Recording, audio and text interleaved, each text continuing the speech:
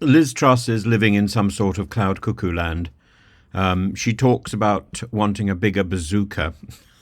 It's madness. It really is if she has finally made the transition from reality into the world of Thunderbirds and Super Marionation. And she has finally become a cartoon version of herself.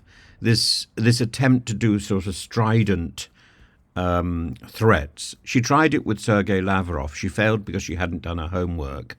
She just looks a little bit pathetic. 45 days, 49 days in office, with a series of economic measures which even today are still rumbling through. Apparently we have, what was it, 15 billion headroom? She created a 30 billion crisis. So even if we used all that headroom to get rid of the crisis she created, we're still 15 billion short. She is directly responsible for the economic woe that we are suffering today, and yet she feels that it's appropriate to run around the world messing around, shaking hands with Steve Bannon and Donald Trump, shaking hands. Well, the only hand jobs that are going on are the ones that she does on her own when she practices her attempt to try and get some sort of posture of originality, posture of perfection. There is no perfection in Liz Truss. It's an image and an icon of doom.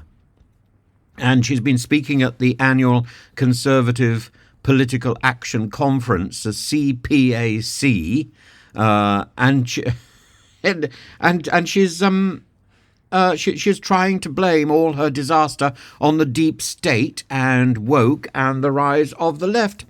It's nonsensical. It's nonsensical. And she said, it's the rise of the left, it's the woke, it's the West, it's the weak that allows our enemies like Russia, Iran and China to prosper.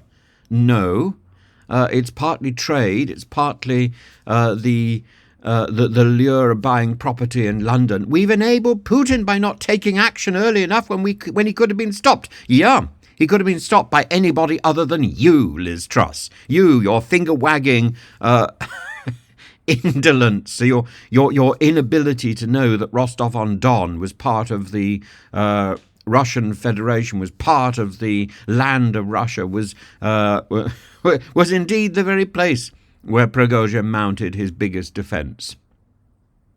No. Liz Truss's time is over.